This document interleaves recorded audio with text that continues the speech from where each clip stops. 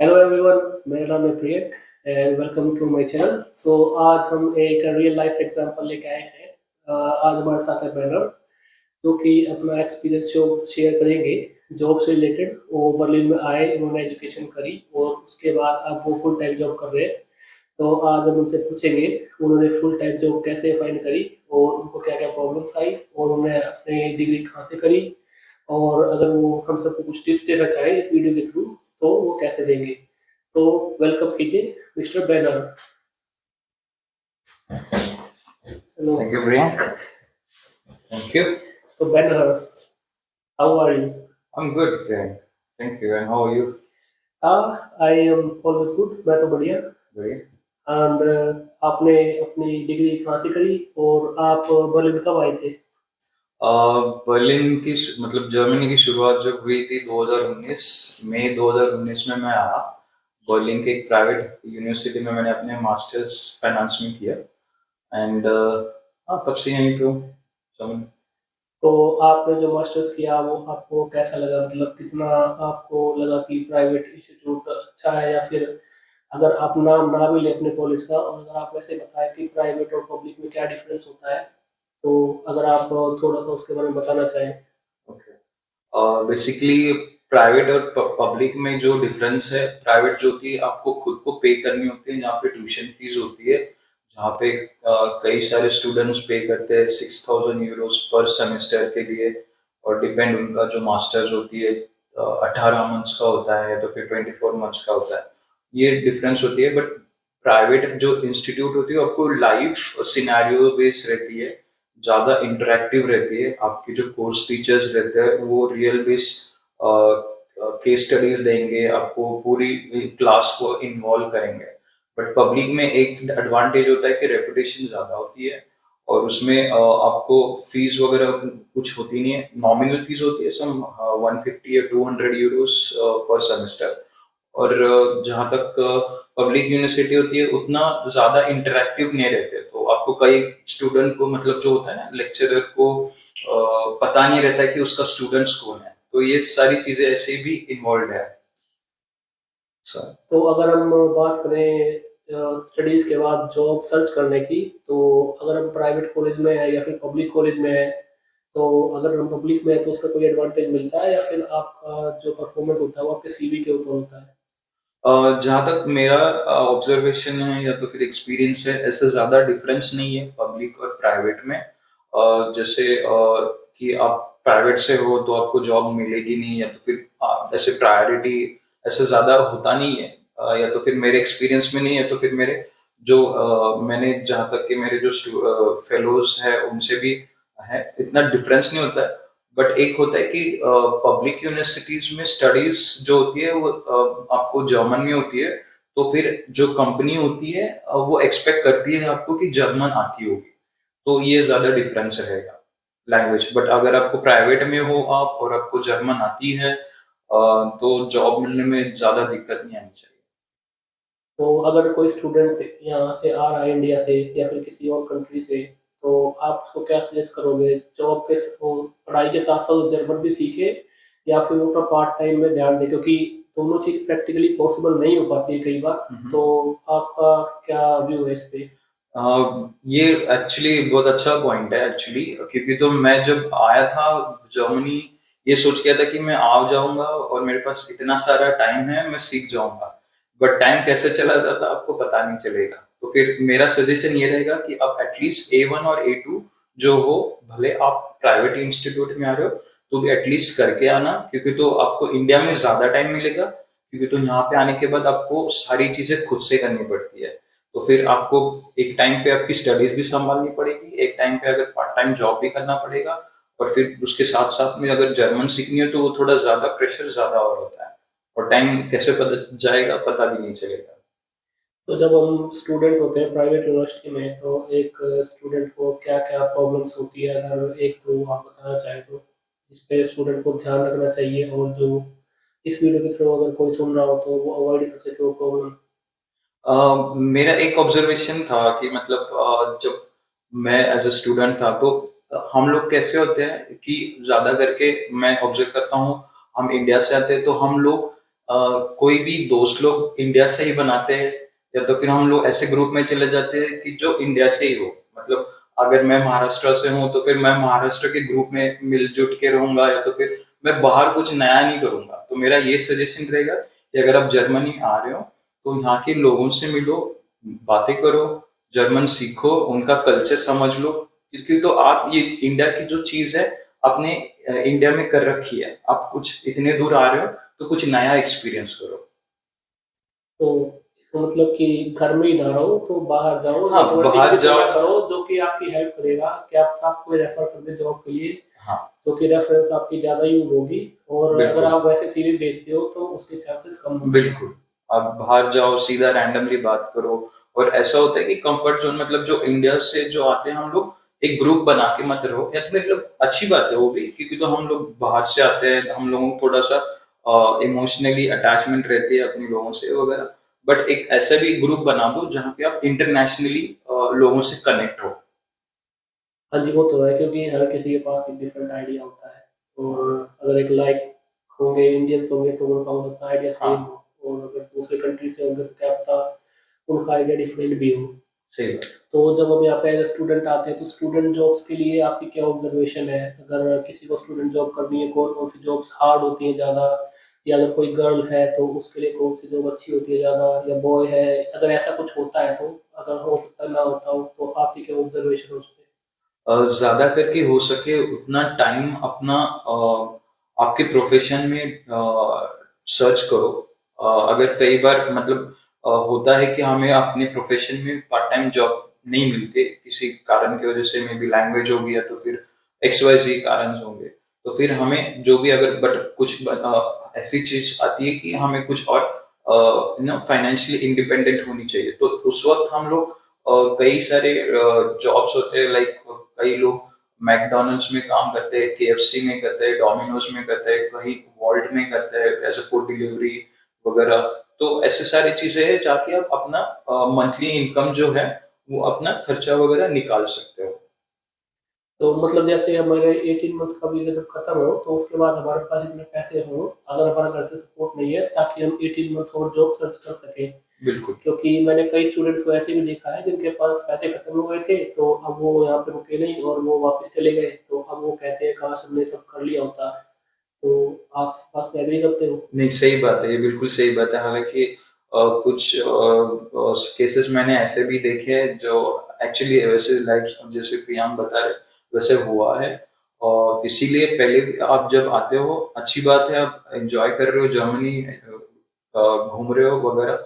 But आप एक M से आए हो जो कि हमें लॉन्ग टर्म के बारे में भी सोचना है, तो फिर बैलेंस करना ज़रूरी है। आप अपने फाइनेंसेस भी ध्यान में रखना है हमको। 2-3 मतलब पार्ट टाइम जॉब भी करनी है, पढ़ाई भी करनी है, लैंग्वेज भी सीखनी है, काफ़ी सारी चीज़ें होगी, तो ये हमें कंटिन्यू करनी पड़ेगी। तो अभी तो आपके पास जैसे फुल टाइम जॉब है, बहुत ही अच्छी जॉब है। हालाँकि हम ज़्यादा रिवील नहीं करेंगे डाटा प्राइवेसी की वजह से। बट अगर जैसे आप स्टूडेंट थे, तो आपने भी इंटर्नशिप्स के लिए अप्लाई किया होगा, तो उससे भी रिजेक्शंस आते हैं, तो उसको आपने कैसे हैंडल किया और उनके रिव्यूज़ को आपने कैसे लिया? कभी-कभी जैसे मैं भी अप्लाई किया करता था, या कई स्टूडेंट से मैं सुनता हूँ, वो अप्लाई करना ही छोड़ देते हैं। हुँ, कहते हैं हमारा तो रिजेक्शन ही आ रहा है, अप्लाई करके फ़ायदा क्या है? हुँ, हुँ, हुँ। तो उस चीज़ को कैसे हैंडल किया आपने? नहीं, ये बात बिल्कुल मेरे से भी हुई थी और मैं भी कई बार डिमोटिवेट रहा। कई बार फ्रस्ट्रेशन रहता था कि इस कंपनी में अभी जाऊँगा ही नहीं मैं।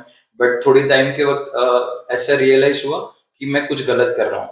जो फीडबैक है ठीक है, उसको एक डेटा बना दो। मैं ऐसे करता था कि एक एक्सेल फाइल बनाता था जहाँ पे हम लोग जो इंग्लिश स्पीकिंग की जो कंपनीज़, लिस्ट ऑफ कंपनीज़ बनाता था। पहले मैं रिजेक्ट भी होता था, तो मैं जाके वहाँ पे चेक करता था कि वापस से कोई वैकेंसी आई है या नहीं।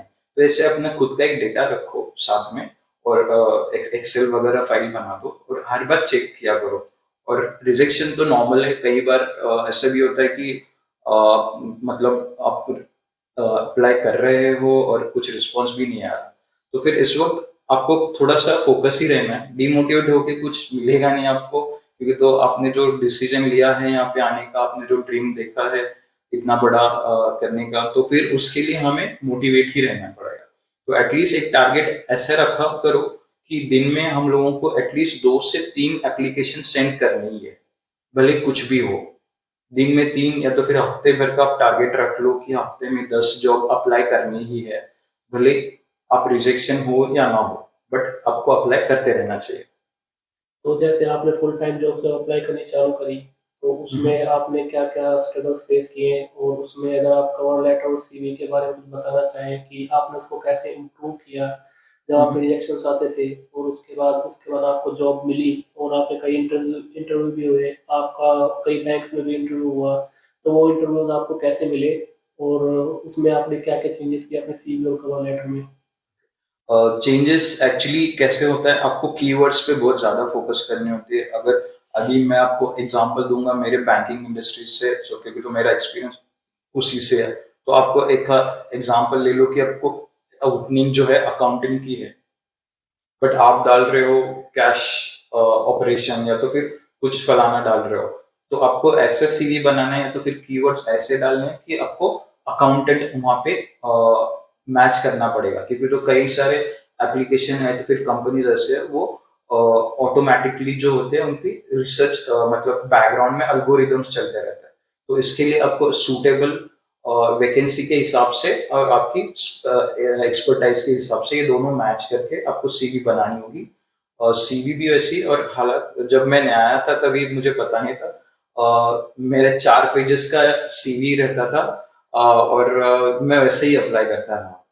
तो फिर एक बार मैं जॉब सेंटर होती है यहाँ पे, मैंने जॉब सेंटर गया कि कुछ क्या इम्प्रूवमेंट होनी चाहिए, कैसा होता है, तो उन्होंने मुझे बताया कि उनके पास 4 पेजेस 5 पेजेस पढ़ने का इतना टाइम नहीं रहता।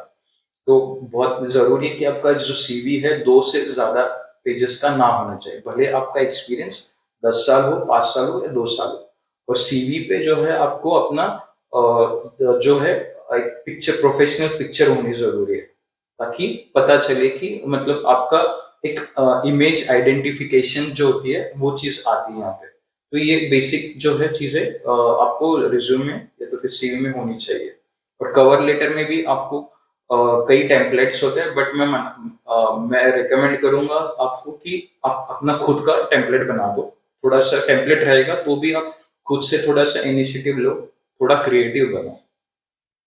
ओके, तो जैसा कि अभी आपने जॉब सेंटर के बारे में बताया, आप जॉब सेंटर भी गए, तो उसका क्या प्रोसेस होता है? अगर कोई बंदा यहाँ पे है और उसको जॉब सेंटर से हेल्प लेनी हो, तो वो पेड सर्विस होती है या फिर वो फ्री सर्विस होती है? उसके लिए किसी को कैसे रजिस्टर करना है? और वो एज अ स्टूडेंट रजिस्टर कर सकते हो आप, फिर फुल टाइम जॉब जब सर्च करो, जब स्टडी खत्म हो तब रजिस्टर कर सकते हो? नहीं, आपको रजिस्ट्रेशन एक मैं एग्जीबिशन में था और वहां पे मुझे एक कांटेक्ट मिला था जॉब सेंटर को। एक ईमेल एड्रेस होती है उनकी, हेल्पलाइन काइंड ऑफ, जैसे हेल्पलाइन नंबर होती है वैसे हेल्पलाइन ईमेल एड्रेस होती है। मैंने वहां पे लिखा तो मुझे वहां से अपॉइंटमेंट मिला, और उस अपॉइंटमेंट के बाद में उन्होंने मुझे मेरा बैकग्राउंड चेक किया पूरा, मतलब मेरे एक्सपर्टाइज चेक किए, और जो भी रिक्वायर्ड है, मतलब जैसे जर्मनी के हिसाब से सीवी होनी चाहिए, उन्होंने वैसे रिकमेंड किया। तो उन्होंने आपसे कोई चार्जेस भी लिए या नहीं, फिर ये वो फ्री था? फ्री ऑफ चार्ज था। उन्होंने मुझसे कोई चार्जेस नहीं अगर आप यहाँ लिए। पे रेसिडेंस है तो जॉब सेंटर आपकी हेल्प फ्री में करता है। हाँ, फ्री में करते हैं। तो अब हमने कवर लेटर और सीवी की तो बात कर ली, हमने सीवी बना लिया, कवर लेटर भी अच्छा बना लिया और हमें इंटरव्यू मिल गया।